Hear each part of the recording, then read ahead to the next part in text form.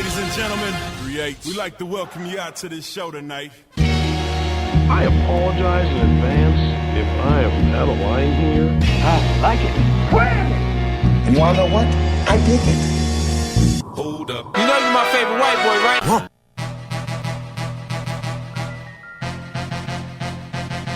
Huh. Huh. Let's have a show. Huh. Huh. Huh.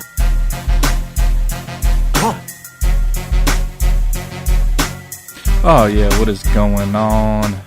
It's my boy Lee, 101 WCSB. Hopefully everybody's having a good week. Had a good weekend last weekend, except for the simple fact that, yes, I know. I went 1-4 last week. It was not impressive. It makes me 9-13 overall on this show. I'm a little embarrassed. I'm not gonna lie, but I would like to give a round of applause. I believe we went viral last week on YouTube views.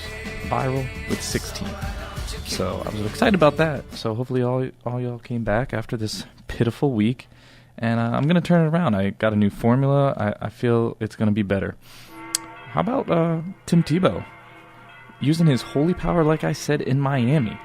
I mean, did you see the run defense Miami turned up? But what's amazing to me, and what I'm going to make a proclamation now, is I am getting off Tebow's case. From here on out, I am not going to knock on him, because I believe the media has turned him into something that is just turned people totally against him. I don't know what it is. I mean, it was pitiful, and it was a win-win for both teams on the field. Broncos got the win, Tebow got the hype that he deserved after a horrible game, and the Dolphins are still in the running for Andrew Luck. I mean, everyone's just saying, just win, just win. Well, look at the other QBs who just won. I mean, you had Blaine Gabbert at Jacksonville. Was not a pretty game. I mean, you could barely watch it on Monday night against the Ravens, yet they won. Colt McCoy at the Browns, a 6-3 win over the Seahawks. That wasn't a good performance. He just won, though. So I don't know why everyone is still over Tebow for this, but I'm jumping off. I'm letting you guys know. So now I'm going to jump into my favorite portion of the show every week. It's the Hurricane Hour. Did you know the Miami defense allowed 2.5 yards per carry for a Georgia Tech offense that had almost 800 yards rushing in a previous game? That is something that is completely unheard of. On top of that, did you know that Ja'Cory Harris, still, it's on record, if I have to play it back, I will. I am the only left believer in Ja'Cory Harris. He ranks 14th in the nation in passing efficiency. He has 4 interceptions, one of which came last week that hit his player in the face mask when he tried to catch it, and another one was a receiver's fault. So technically, I am only blaming him for 2 interceptions on the entire year. I think he averaged that a game at the last 3 seasons. So I'm impressed with that. And on the defensive side of the ball, Sean Spence, 3rd straight time ACC Linebacker of the Week, and there has never been another player at a BCS institution who has won Defensive Player of the Week honors 3 times in a row. And on top of that, I just read an article, I posted it on Facebook if no one saw it, the graduation success rate in D1 college football. I'm going to go down the list 1 through 8. Number 1 is Notre Dame. Number 2 is Northwestern.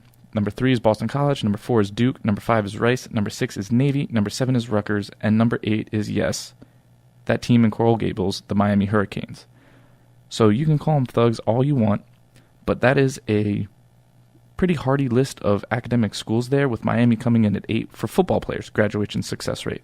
And they are number 1 in Florida, with UCF 2, Florida 3, and Florida State 5. So just wanted to give a quick shout out to the Hurricanes. Randy Shannon did come in, clean up the program. So keep the haters hating, like I always say. All right, so I got a new formula this week for my picks. Didn't go good last week, and just as a fail-safe, I had my girlfriend Camille make 5 picks as well. So this is really going to test my knowledge. I'll go through my picks now. I like a lot of home teams here, with a good quarterback. I kind of feel like I've been burnt before. I went against Andrew Luck last week, and that was obviously a huge mistake. So my first game, as I'm looking at, is Michigan State is traveling to Nebraska. Michigan State has had a rough stretch of 3 straight games. I feel like this could be a trap game going in. Nebraska is favored by 4. Their defense hasn't been the Blackshirt defense that you're used to, but I think Nebraska has enough of an offense, and they've started rolling that Michigan State is not going to have the full energy for 4 straight games. So I like Nebraska -4.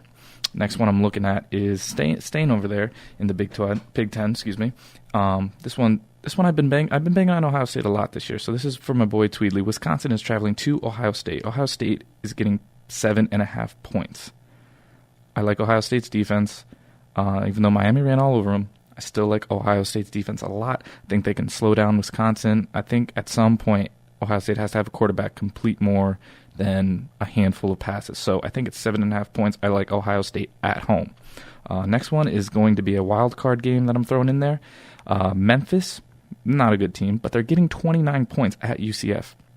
UCF has kind of underachieved. They started out hot. I think 29 points is way too much. I like Memphis plus 29. Oregon State is at Utah. Oregon State bit me in the butt before picking against them. I like Utah at home. They're -5. They're given 5 points. I think Utah can win by a touchdown. That's a tough place to play. And Oregon State is not that good of a team, so I like Utah -5. Next one I'm going to is Missouri at Texas A&M. Missouri has a good team. The point spread is 11 points. A&M's favored by.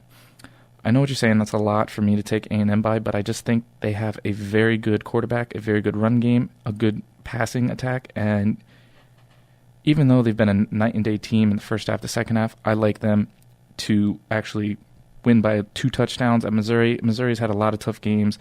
Oklahoma State, they did not hang with over the entire game. I think the same thing's going to happen here. And my one upset special of the week, which is pretty much me keeping my fingers crossed, hoping for a loss that we need. I have Virginia Tech at Duke. I like Duke plus the 15.5 points. I think Virginia Tech, this is another trap game.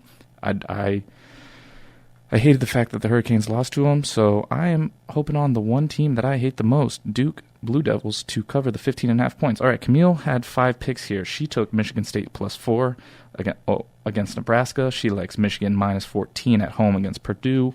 She likes Wisconsin -7.5 against Ohio State. She likes Auburn 12.5 at home at Ole Miss. And she likes Stanford -8.5 home, or they're at USC. That's going to wrap it up for this week's edition of the podcast. Let's do it again. Let's make it viral, everybody. I hope everyone enjoyed it. So get that money in. I'm going to leave you with a quote like I always do. Success is the ability to go from one failure to another with no loss of enthusiasm. Thank you, everybody, for tuning in to 101 WCSB.